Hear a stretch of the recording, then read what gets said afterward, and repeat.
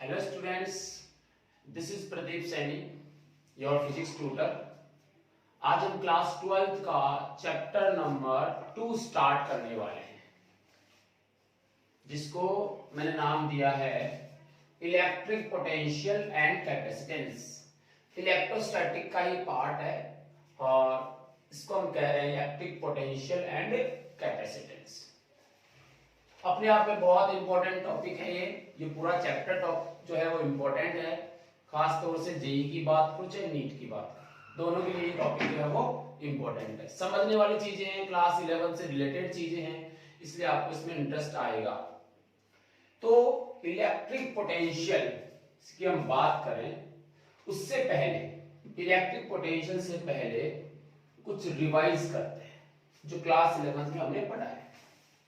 वो जब रिवाइज कर रहे हैं उसको ध्यान से आप दोबारा देखना और समझना कि हम लोग जो है इसको यूज कहाँ लेने वाले, क्या हमने ऐसा ही पढ़ा था।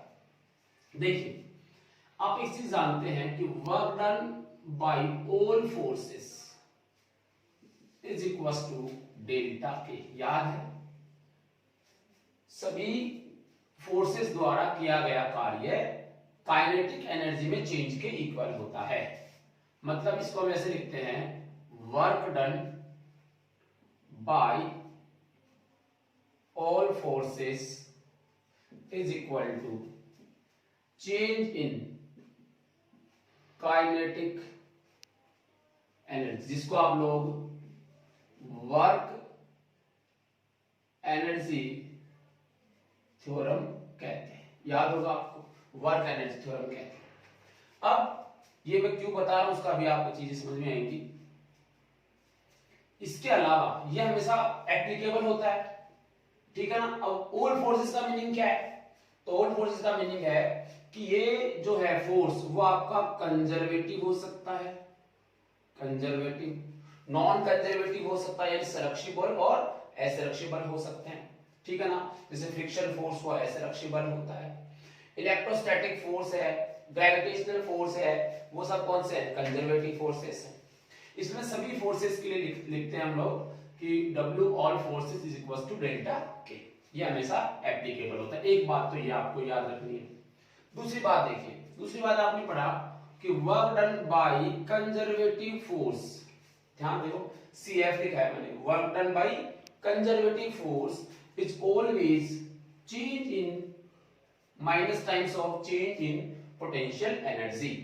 मतलब क्या हुआ कि संरक्षी बल द्वारा किया गया कार्य किसके इक्वल होता है? तो आंसर है लॉस इन पोटेंशियल एनर्जी। क्या आंसर इसका? Loss in potential energy. ये भी हम जानते हैं। ये दोनों हमेशा एप्लीकेबल होते हैं। क्या होते हैं? दोनों हमेशा एप्लीकेबल होते हैं। ये फिजिक्स में ट्रूथ है, राइट। अब जैसे ये कैसे आया, जैसे आप लोग समझते हो कि F is equal to du by dr minus times, और this is conservative force. F कौन सा वाला ले रहा हूं? कंजर्वेटिव फोर्स ले रहा हूं। This is equal to minus du by dr। आप लिखते हो FCF conservative force in dot dr is equal to du is equal to du। Force into displacement क्या होता है? Work done. So work done by conservative force is equal to minus du. This is and this is both are same. तो हमेशा आपने याद रखना है कि work done by conservative force is always loss in kinetic energy, loss in potential energy, right? ये हम लोगों को पता है, ठीक है। अब दूसरी बात करते हैं, यहां समझ में आया, इसको देखते हैं। Work done by all forces की बात करो, दिस इज इक्वल टू क्या होगा? डेल्टा के। ये हमने यहां से पढ़ा है। अब ऑल फोर्सेस में कौन कौन से आ सकते हैं? Work done by external force, कोई दूसरा वर्क, बाहर से कोई फोर्स लग रहा है वो, plus work done by conservative force, work done by external force और work done by conservative force, this is equal to delta K. All forces का मीनिंग क्या हुआ कि दोनों टाइप्स के फोर्सेस मैंने काम में ले लिए। अब यहां से अगर हम आपसे ये कहें, if W external is equal to 0। क्या मतलब हुआ कि एक्सटर्नल एजेंट हो ही नहीं, काम अपने आप। जैसे देखो ये मेरे पास कैप है, ये कोई ऑब्जेक्ट, इसको मैं यहां से ऐसे नीचे लेके आ रहा हूं, तो कौन लेके आ रहा है? मैं लेके आ रहा हूं। इसका मतलब इस ऑब्जेक्ट पे कोई एक्सटर्नल एजेंट काम कर रहा है, यहां वो मैं हूं, राइट। बट अगर मैं इसको यहां से छोड़ देता हूं, यहां छोड़ देता हूं, तो ये अपने आप नीचे आया। लेकिन नीचे आया तो नीचे कोई ना कोई फोर्स लग रहा है। वो जो फोर्स लग रहा है वो कौन सा होता है? Gravitational force. तो यहाँ ग्रेविटेशनल फोर्स कौन सा है? Conservative force. बट मैं इसको लेके आता हूं तो उस वाले केस में मैंने काम किया वो एक्सटर्नल फोर्स में आएगा। सो एक्सटर्नल फोर्स अगर जीरो, अगर मैं इस पे ऐसा नहीं करता हूं, ये अगर जीरो होगा तो यहां से work done by conservative force किसके बराबर आएगा? डेल्टा के बराबर। ये जीरो हो जाएगा और work done by conservative force किसके बराबर आएगा? डेल्टा के बराबर। ठीक है, अब जरा यहां से देखिए, work done by conservative force किसके बराबर आ रहा है? Minus times of delta you. It means this is minus time of D you, और इसको मैं डेल्टा भी लिख सकता हूं, तो माइनस के डेल्टा, और ये क्या आया? के। बस मुझे यही बताना था। इलेक्ट्रिक पोटेंशियल स्टार्ट करने से पहले मुझे ये बताना था, इसलिए मैंने इतनी बातें आपसे की कि minus times of delta U is equal to kinetic energy में चेंज होता है। कब? आंसर है when W external is equal to 0। W external कितना होना चाहिए? 0 होना चाहिए, तब जाके डेल्टा के किसके बराबर आ सकता है? माइनस डी के बराबर। अच्छा, इसको आप क्या लिख सकते हो? इट मींस लॉस इन, चलो मैं इसको लिख देता हूं यहां से, गेन। तो loss in potential energy is equal to gain in kinetic energy. यानी जितना पोटेंशियल एनर्जी में लॉस होता है उतना ही काइनेटिक एनर्जी में क्या होता है? गेन होता है, इंक्रीज होती है। तो इसको आप इसे लिख सकते हैं, it means loss in potential energy is equal to gain in kinetic energy. ध्यान रखिए, बट ये कब है? जब एक्सटर्नल वैल्यू क्या आ रही है? 0। Work done by external force is equal to 0 अगर होता है, उसी केस के अंदर ये आपका आंसर आएगा। क्लियर है? चलिए अब बात करते हैं किसकी। ये ध्यान रखना, ये याद रखने हैं आपको।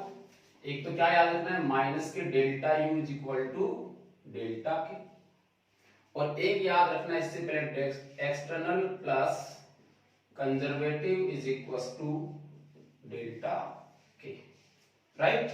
एक हम जानते ही हैं, work done by conservative force is equal to minus of delta U. ये तीन चीजें आपको याद होनी चाहिए। अब हम शुरू करते हैं हमारा topic, that is electric potential. ठीक है,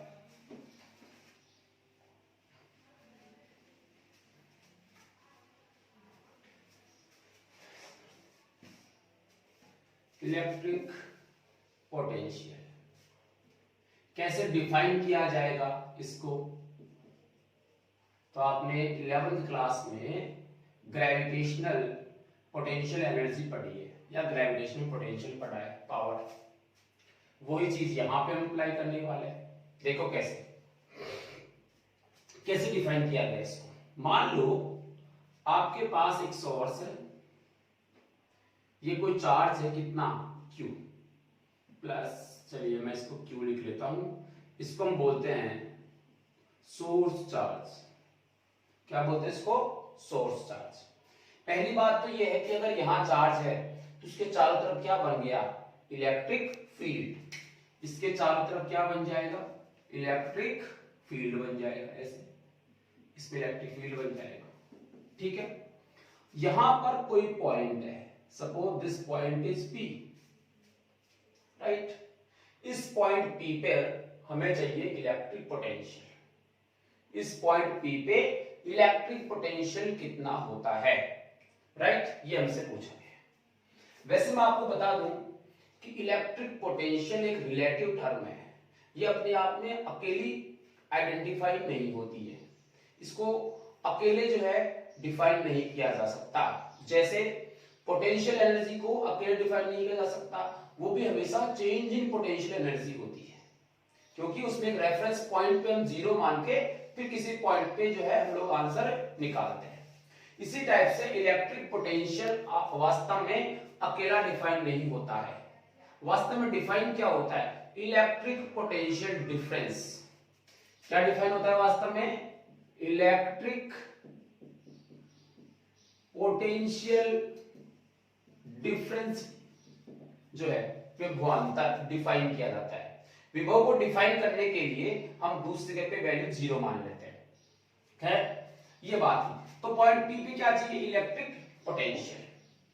इसके लिए इसको कैसे डिफाइन किया गया कि हमारे पास इंफिनिटी है, इंफिनिटी पे कोई चार्ज है क्यू नॉट, और मैं इसको मान रहा हूं कितना, यूनिट। क्यू नॉट कितना मान रहा हूं, यूनिट, 1 इकाई यूनिट चार्ज है, और इसकी जो वैल्यू है वो बहुत ही छोटी है, टेस्ट चार्ज, राइट।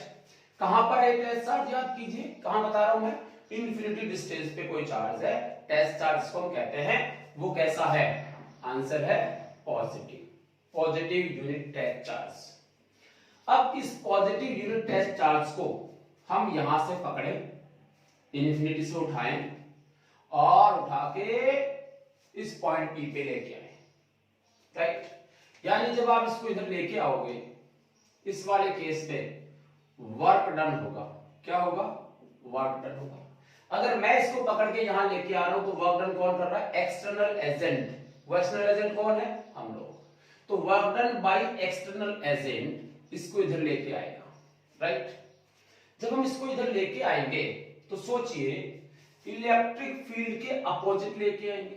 क्या करेंगे, इलेक्ट्रिक फील्ड के अपोजिट। इलेक्ट्रिक फील्ड ये है और आप लेके इधर आ रहे हो इसको इस तरफ, तो इलेक्ट्रिक फील्ड के अपोजिट जब हम किसी चार्ज को इनफाइनाइट डिस्टेंस से किसी पर्टिकुलर पॉइंट पे लेके आते हैं जहां हमें स्टडी करनी होती है किसकी, इलेक्ट्रिक पोटेंशियल की, ठीक है। तो जो वर्क डन होता है, work done by external agent to bring a unit positive charge from infinity to that point where we want to find out electric potential is known as electric potential, right। तो जब हम unit charge को यहां से यहां तक लेके आएंगे तो work done by external agent ये जो आएगा, इसी को हम क्या कहते हैं, इलेक्ट्रिक पोटेंशियल कहते हैं। बट इस केस में दो बातें ध्यान रखनी होती है। जब हम इस चार्ज को यहां लेके आएंगे तो टेस्ट चार्ज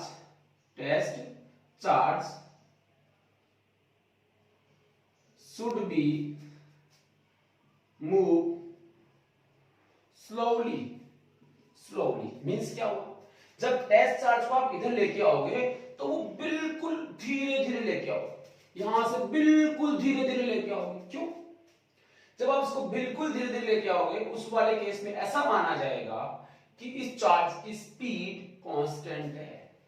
स्पीड क्या है, कांस्टेंट। स्पीड क्या होनी चाहिए, कांस्टेंट। क्या होनी चाहिए, कांस्टेंट। इसीलिए मैंने बोला कि जब टेस्ट चार्ज को लेके आएंगे तो वो कैसे लेके आना चाहिए, स्लोली। अब सोचो स्पीड कांस्टेंट होने से क्या फायदा होगा, तो आंसर है, देखिए डेल्टा के क्या होता है, half M V square minus half M U square, final minus initial, right. इसको हम क्या बोलते हैं, change in kinetic energy. But सोचिए अगर स्पीड यहां पर भी 15 और यहां पर भी 15 तो स्पीड क्या हो गई, कांस्टेंट। जब स्पीड कांस्टेंट हो जाएगी, पार्टिकल तो वही था, क्यू नॉट चार्ज ही था, तो मास तो दोनों पहले से क्या था, सेम था, तो आंसर कितना आएगा, 0। For this reason we want to delta k is equals to 0। हम डेल्टा के को क्या करना चाह रहे हैं, जीरो करना चाह रहे हैं, अभी जो मैंने रिवीजन में बताया कि डेल्टा के जो है या एक्सटर्नल की वैल्यू जीरो करते हैं तो डेल्टा के किसके बराबर होता है, डेल्टा यू के बराबर।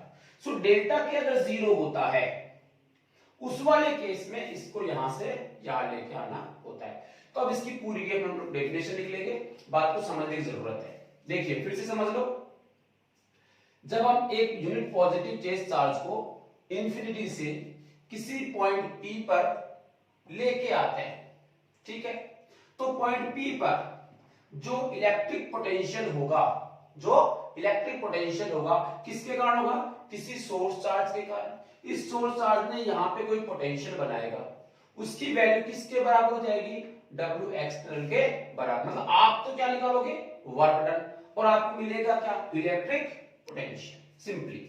सो यहां ध्यान देने वाली बात यह है कि डेल्टा के शुड भी क्या होना चाहिए, जीरो। अगर आप इसका डेल्टा के जीरो नहीं करते हो तो आपकी ये डेफिनेशन रॉन्ग हो जाएगी, ठीक है, ये आपने लिख लिया। तो इसको लिखने का तरीका समझिए कि ऐसा कैसे करते हैं। देखिए सपोज यहां पर जो पोटेंशियल होगा उसको लिखा जाएगा Vp। क्या लिखा जाएगा, Vp, potential, electric potential at point P, इसको बोला जाता है। तो यहां लिखा जाएगा इलेक्ट्रिक पोटेंशियल P इंफिनिटी से, ये रेफरेंस पॉइंट है, ये क्या है, reference point. This is equal to, इसको लिख सकते हैं Vp minus V infinity, Vp minus V infinity. Meaning क्या हुआ, मैंने पहले बोला था कि रिलेटिव टर्म होती है, यहां का पोटेंशियल और यहां का पोटेंशियल, यहां का पोटेंशियल माइनस यहां का पोटेंशियल, ये रहा Vp minus V infinity. This is equal to work done by external agent, ठीक है, work done by external agent, कहां से कहां तक, infinity to P, infinity to P तक लाने में किया गया कार्य, ठीक है, अपॉन इसमें किसका डिवाइड करना होता है, टेस्ट चार्ज का, किसका डिवाइड करना होता है, टेस्ट चार्ज का, राइट। अब देखो अगर टेस्ट चार्ज यूनिट होता यानी वैल्यू कितनी होती, 1, तो तुम क्या लिखते, V, देखो इसको मैं लिख रहा हूं P, क्योंकि V इंफिनिटी, इंफिनिटी पे पोटेंशियल की वैल्यू 0 होती है, इंफिनिटी पे पोटेंशियल की वैल्यू कितनी होती है, 0, याद कर लो। अगर ये 0 हुई तो बचा क्या, Vp minus 0, this is equal to V W external, ये 0 कर देता हूं मैं, यहां पे डायरेक्ट लिखता हूं W external infinity to P upon Q naught. तो V is equal to W upon Q naught, अगर डायरेक्ट बोले तो। बट ध्यान देने वाली बात होती है कि हम क्या लिख रहे हैं, राइट। अब देखो इसको, W एक्सटर्नल होगा कहां से कहां तक, इंफिनिटी टू P तक। अगर ये वैल्यू 1 होती, ये वैल्यू 1 होती तो Vp किसके बराबर होता, W एक्सटर्नल के बराबर, राइट। यही हम बोल रहे हैं। इसकी डेफिनेशन कैसे बनाई जा रही है, जब किसी चार्ज यूनिट पॉजिटिव चार्ज को इंफिनिटी से किसी पॉइंट P पर लाया जाता है तो इसमें लाए जाने में जो वर्क डन होता है वही किसके इक्वल होता है, उस पॉइंट पे इलेक्ट्रिक पोटेंशियल के इक्वल होता है, सही है। अब थोड़ा सा इसको और आगे देखिए, W एक्सटर्नल की वैल्यू कितनी, ठीक है, तो W एक्सटर्नल की वैल्यू आप जो है वो चेंज कर सकते हो, किसकी फॉर्म में, तो आंसर है इसकी फॉर्म में। ये W एक्सटर्नल हुआ, ये आपका डेल्टा के, तो 0 है, यहां डेल्टा के क्या है, 0 है, तो डेल्टा के अगर 0 होगा तो W एक्सटर्नल किसके बराबर हो जाएगा, W external is equal to this is 0, इसको लेके आओगे minus W work done by conservative force, right. और work done by conservative force किसके इक्वल होता है, देखो यहां से work done by conservative force किसके इक्वल होता है, माइनस में डेल्टा यू। अब जरा यहां देखिए, work done by external agent this is equal to minus work done by conservative, वो भी कहां से कहां तक, इंफिनिटी टू पी, और यहां क्या लिखा जाएगा, conservative force upon Q naught. Simple, clear होगी बात। So work done external agent is equal to minus work done by conservative force, इसलिए मैंने इसकी जगह क्या लिख दिया, minus work done infinity to P, और कंजर्वेटिव के लिए लिखा गया यही चीज जो पहले किसके लिए लिखी जा रही थी, एक्सटर्नल के लिए। तो डेफिनेशन लिखने के लिए तो ये फॉर्मूला काम में लेना है, ध्यान देना। और न्यूमेरिकल सब सॉल्व करोगे तो दोनों फॉर्मूले काम में लेने हैं, कैसे लेने हैं मैं बता रहा हूं आगे, ठीक है। ये आपने किया इसको। आगे देखिए वीपी, दिस इज वीपी को क्या बोला जाएगा, potential at point P. So this is equal to, अब इसको देखिए, इसको आप क्या लिखोगे, इसको आप जो है क्या लिखने वाले हो, इसको लिखने वाले हो कंजर्वेटिव फोर्स को माइनस में डेल्टा यू। तो यहां से माइनस में डेल्टा यू लिखोगे तो माइनस माइनस क्या हो जाएगा, प्लस, तो ये क्या लिखा जाएगा, डेल्टा यू, प्लस हो जाएगा डेल्टा यू, ठीक है। अपॉन में क्या आएगा, Q naught, delta U upon Q naught, ये आपका आंसर आ जाएगा, right. So this is equal to U final minus U initial upon Q naught, U final minus U initial upon Q naught, right. तो potential at point P is equal to, ये क्या है, ये क्या है, तो ये है एनर्जी, कौन से पॉइंट पे, फाइनल पॉइंट पे। ये क्या है, एनर्जी, कौन से पॉइंट पे, इनिशियल पॉइंट पे, और ये क्या है, क्यू नॉट, ठीक है। ये आप याद कर लेंगे। तो V is equal to U F minus U I upon Q naught. फिर से समझ लीजिए यूएफ का मीनिंग क्या है, फाइनल पॉइंट कौन सा है, इनिशियल कहां से स्टार्ट किया था, इंफिनिटी से, फाइनल पॉइंट कौन सा था, पी तक लेके आए। तो इस पी बिंदु पर पोटेंशियल को क्या बोला गया, एनर्जी को क्या बोला गया है, यूएफ, राइट। और यहां पर क्या बोला गया है, यूआई। अब एक बात और बताइए, यहां पर पोटेंशियल कितना है, जीरो, यहां पर एनर्जी भी कितनी होती है, जीरो, इंफिनिटी की एनर्जी कितनी होती है, जीरो। तो यहां से लिखोगे u final upon q naught, because this ui is equal to zero. तो वहां पे जीरो होता है, तो आपने आंसर निकाला electric potential at point P is equal to u final upon q not.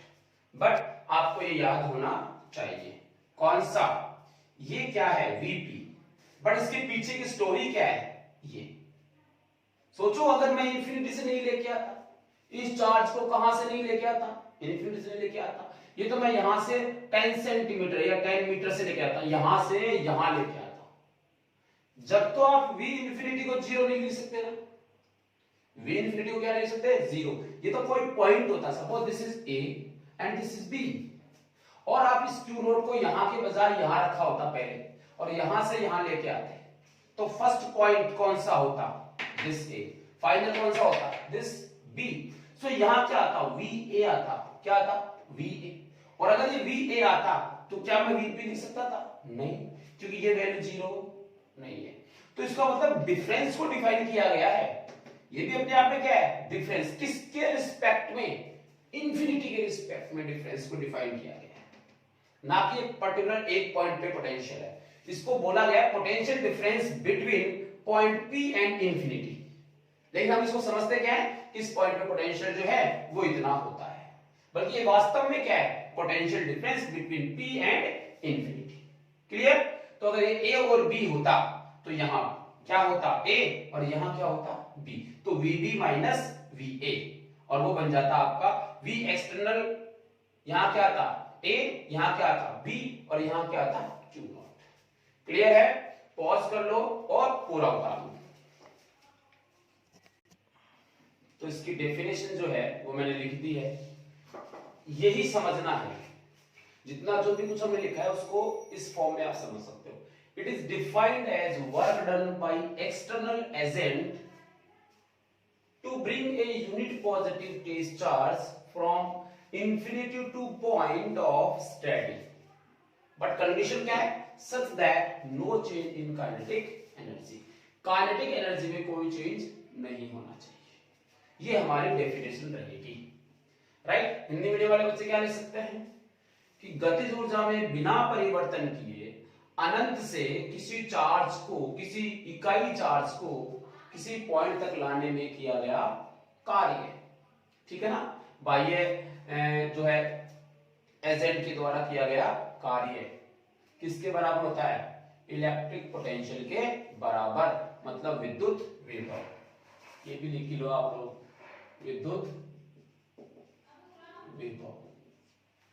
चलिए अब बात करते हैं इससे रिलेटेड कुछ इंपॉर्टेंट पॉइंट्स के जो आपके क्वेश्चंस में आते हैं और उन्हीं में आप लोग मिस्टेक करते हो। तो मैं सब पॉइंट्स यहां 1 बाय 1 लिख रहा हूं, आप सबको नोट आउट करें। सबसे पहले हम बात करें कि electric potential it is a scalar quantity, कि एक ऐसी क्वांटिटी है, स्केलर क्वांटिटी है, अदिश राशि है। इसका क्या फायदा है? इसमें बेनिफिट है हमारे, जब भी हम इलेक्ट्रिक पोटेंशियल से न्यूमेरिकल सॉल्व करेंगे, डेरिवेशन सॉल्व करेंगे, तो हमें वेक्टर से कोई मतलब नहीं है। जैसा साइन प्लस में दिया है तो प्लस वाला लिख देंगे, माइनस में दिया हुआ है तो माइनस वाला लिख देंगे। यानी जनरल स्केलर क्वांटिटी है तो बड़ा सिंपल हो जाएगा क्वेश्चन सॉल्व करना। Number 2, it is a relative quantity. ये मैंने आपसे पहले भी कहा है कि एक रिलेटिव टर्म है, बिकॉज इलेक्ट्रिक पोटेंशियल अपने आप में अकेला डिफाइन नहीं है। ये वास्तव में जो P पॉइंट पे जो इलेक्ट्रिक पोटेंशियल था वो किसके रेफरेंस में था? इन्फिनिटी के रेफरेंस में था, वो अकेला कभी डिफाइन नहीं होता। नंबर 3, SI यूनिट क्या बनेगी? देखो VP क्या निकाला आपने? Work done upon charge, work done upon charge. तो इसका SI यूनिट क्या हो जाएगी? जूल पर कूलम, जूल पर कूलम। और इसको एक ऐसा यूनिट है वोल्ट, ठीक है ना। तो पोटेंशियल की यूनिट क्या हो जाएगी? तो वोल्ट हो जाएगी और एक हो जाएगी जूल पर कूलम। और क्या निकालोगे इसकी? देखो डायमेंशन, इसकी डायमेंशन क्या आएंगी? देखो dimension of V, dimension of work कितनी होती है? ml2t-2 upon a1t1। क्या आएगी? ml2t-3a-1। ये किसकी डायमेंशन आ जाएंगी? वोल्ट। राइट, चलिए और देखिए कुछ इंपॉर्टेंट स्टार लगा रहा हूं काम की चीज। अगर प्लस चार्ज होता है, यानी जो आपका सोर्स चार्ज है वो कैसा है? पॉजिटिव। अब एक बात तो क्लियर है कि इसके चारों तरफ क्या बन गया? Electric field. इधर भी होगा, इधर भी होगा, इधर भी होगा, सभी डायरेक्शंस में क्या होगा? इलेक्ट्रिक फील्ड होगा। तो कहीं भी कोई पॉइंट है A और ये कोई पॉइंट है B, ये पॉइंट है A और ये पॉइंट है B। तो जो पॉइंट A है ये है हायर पोटेंशियल पे और जो पॉइंट B है ये है लोअर पोटेंशियल पे। ध्यान देना, A पॉइंट पे पोटेंशियल क्या है? ज्यादा। सोचो ना, इन्फिनिटी से मान लो ये B नहीं है तो इन्फिनिटी से कहां लेके आओगे? A पॉइंट पे लाओगे तो पोटेंशियल मिलेगा हमें। तो देखो डिस्प्लेसमेंट क्या हो गया? इतना। राइट, और एक बार आप इन्फिनिटी से कहां लेके आओगे? B पॉइंट पे, तो डिस्प्लेसमेंट पहले से क्या हो गया? कम। तो वर्क का फॉर्मूला क्या होता है? Work done is equals to force into displacement. If displacement is less then work done is less. इसका मतलब यहां से यहां लाने में वर्क डन क्या होगा? ज्यादा होगा, और यहां से यहां लाने में वर्क डन क्या होगा? कम होगा। तो जिसमें वर्क डन ज्यादा हो रहा है वो क्या है? ये रहेगा हायर पोटेंशियल पे। ठीक है, वैसे इसमें नेगेटिव वाला और देखेंगे ऐसा ही नहीं होता, और भी रीजन है इसके। सो ये हमेशा हाई पोटेंशियल पे होगा, ये हमेशा लो पोटेंशियल पे होगा। तो देखिए अगर ये लो पोटेंशियल पे है और ये हाई पोटेंशियल पे है तो आप ये देखिए VA माइनस VB, क्योंकि ये क्या है? ज्यादा, ये क्या है? कम। तो डिफरेंस को कैसा लिखा जाएगा? VA minus VB। तो पोटेंशियल डिफरेंस इन दोनों के बीच में मिलेगा, वो किसके इक्वल होगा? तो आंसर है UA minus UB upon Q naught. अगर यहां से किसी चार्ज को यहां लेके आया जाए तो उसका फॉर्मूला क्या बनेगा, VA minus VB, potential difference between 2 point is equals to potential energy difference of potential energy upon Q naught, right, ऐसे बन जाएगा। बट अगर ये नेगेटिव चार्ज हो, ये क्या हो, नेगेटिव चार्ज हो, मतलब if this is negative charge minus जो है चार्ज हो Q वाला, सोर्स चार्ज कैसा हो, नेगेटिव हो, उस वाले केस में ध्यान देना इलेक्ट्रिक फील्ड की डायरेक्शन कैसी होती है, नेगेटिव के कारण टुवर्ड द सेंटर, यानी इस तरफ इलेक्ट्रिक फील्ड होगा E। जबकि आप इसमें देखिए इस तरफ इलेक्ट्रिक फील्ड है ये, और इसमें ये, तो यहां कोई पॉइंट है A, यहां कोई पॉइंट है B, तो यहां जो है ये वाला जो पॉइंट है दैट इज लोअर पोटेंशियल और दैट इज हायर पोटेंशियल। तो ये हायर पोटेंशियल होगा और ये लोअर पोटेंशियल होगा, इसमें निकलेगा VB माइनस VA, जो भी आपका आंसर होगा, ठीक है ना। इसलिए इसमें ध्यान देने वाली बात यह है कि प्लस चार्ज होता है तो उसके पास में पोटेंशियल क्या होता है, ज्यादा, जैसे जैसे दूर जाएंगे वैसे वैसे पोटेंशियल क्या होगा, कम।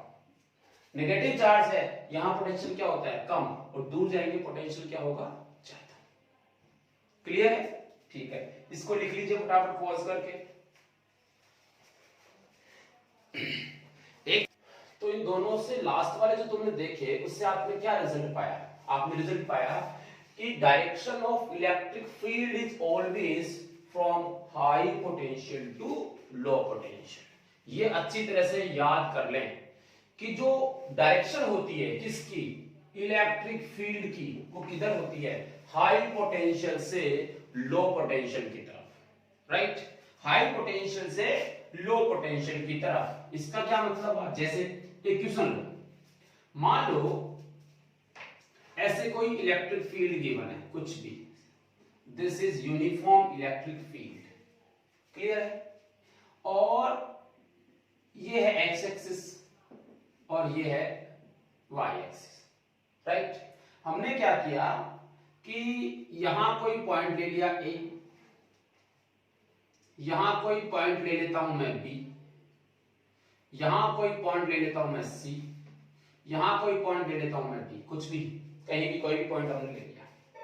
हमसे ये पूछा गया कि किस पॉइंट पे पोटेंशियल ज्यादा है, किस पॉइंट पे पोटेंशियल कम है।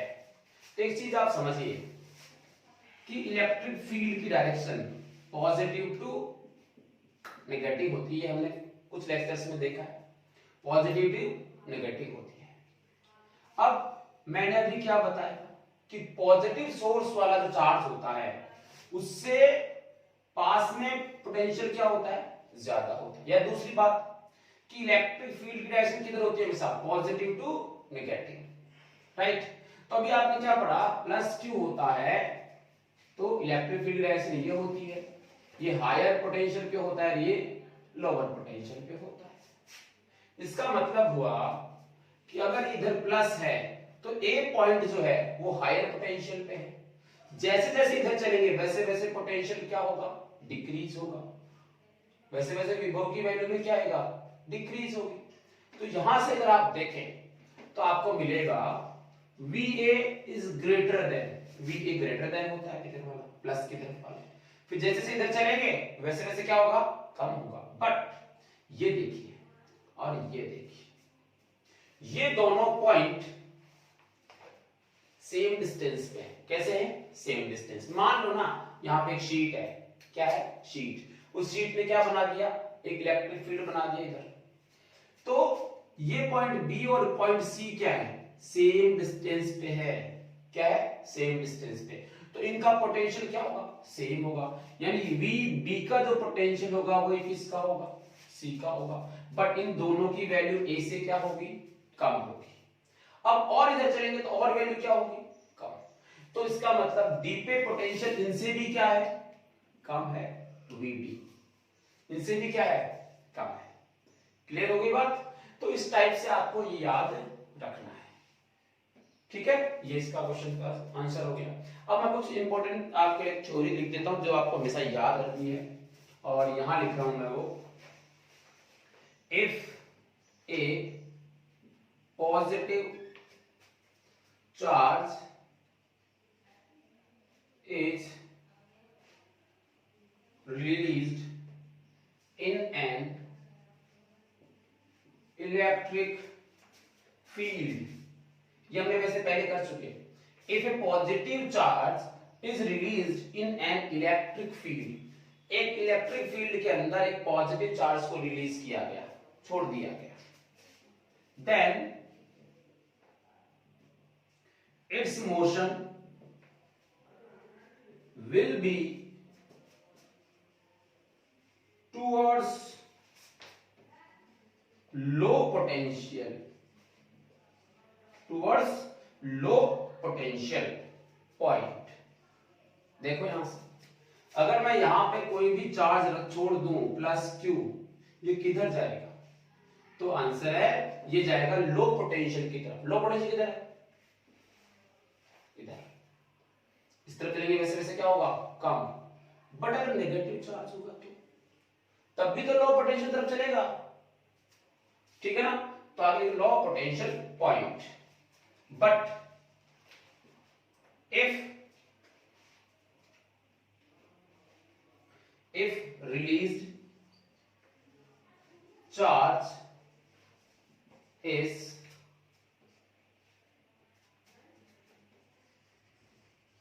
negative charged, then अभी किधर जाएगा? ये हाई की तरफ चला जाएगा। its motion will be toward high potential, toward high potential, right? मतलब ये हुआ अगर ये नेगेटिव है तो नेगेटिव देखो पॉजिटिव को क्या करेगा? इसको अट्रैक्ट करेगा, तो ये इस तरफ आएगा। प्लस वाला क्या जाएगा? इधर जाएगा।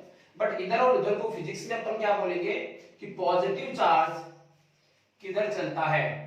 तो है high potential to low potential. Positive charge क्या कर रहा है? High potential to low potential. But negative charge क्या कर रहा है? इधर आ रहा है। इधर का मतलब क्या हो रहा है? Low potential to high potential, low potential to high potential. So निम्न विभव से उच्च विभव की ओर नेगेटिव चलता है और पॉजिटिव किधर चलता है? उच्च विभव से निम्न विभव की ओर, राइट? तो आप इसमें इन एबीसी को मिटा सकते हैं, इसी डायग्राम को ऐसे कैसे ही रख सकते हैं, ऐसे कर लो तो ये लाइन क्लियर हो जाएगी।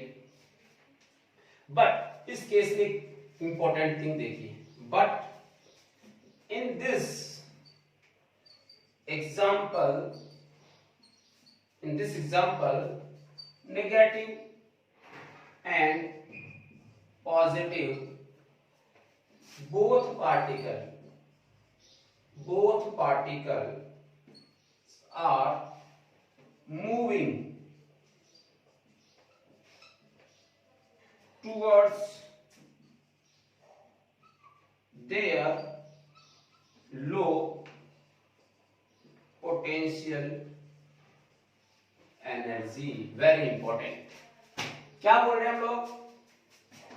प्लस चार्ज होगा तो high potential to low potential, minus charge होगा तो low potential to high potential, यानी इस तरफ चलेगा तो ये। बट एक चीज कॉमन देखिए, हम लोगों ने क्लास लेवल में एक बात पढ़ी है कि कोई भी पार्टिकल कहां रहना चाहता है, कोई भी पार्टिकल कहां रहना चाहता है? तो आंसर है जहां उसकी पोटेंशियल एनर्जी मिनिमम होती है। पोटेंशियल एनर्जी क्या होती है? मिनिमम होती है। जैसे हमने एक पेंडुलम लिया, उस पेंडुलम को ऐसे लाके छोड़ दिया, वो लास्ट में आके कहां रुकेगा? यहां, क्योंकि यहां उसकी पोटेंशियल एनर्जी क्या है? मिनिमम। ऐसे में भी हम कहते हैं कि जो आपका ओरिजिन होता है वहीं पे पोटेंशियल एनर्जी क्या होती है? मिनिमम होती है। तो अगर ये पार्टिकल इधर जा रहा है तो देखो क्या हो रहा है? Low potential. ये पार्टिकल किधर जा रहा है? लो पोटेंशियल, ठीक है ना?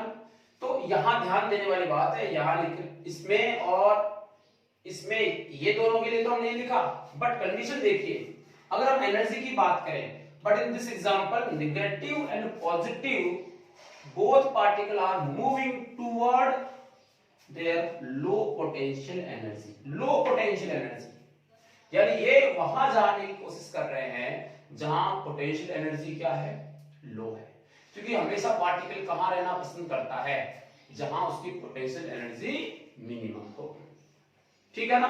तो हमेशा याद रखिए कि पोटेंशियल एनर्जी जो मिनिमम होती है वहीं पे पार्टिकल मूव करता है, ठीक है। तो ये होगी बात किसकी, पोटेंशियल एनर्जी की। तो आज की इस वीडियो लेक्चर में हम लोग इतना ही पढ़ने वाले हैं, ठीक है। कोई भी क्वेरी वगैरह हो तो आप मुझे कमेंट बॉक्स में कर सकते हैं। Thank you.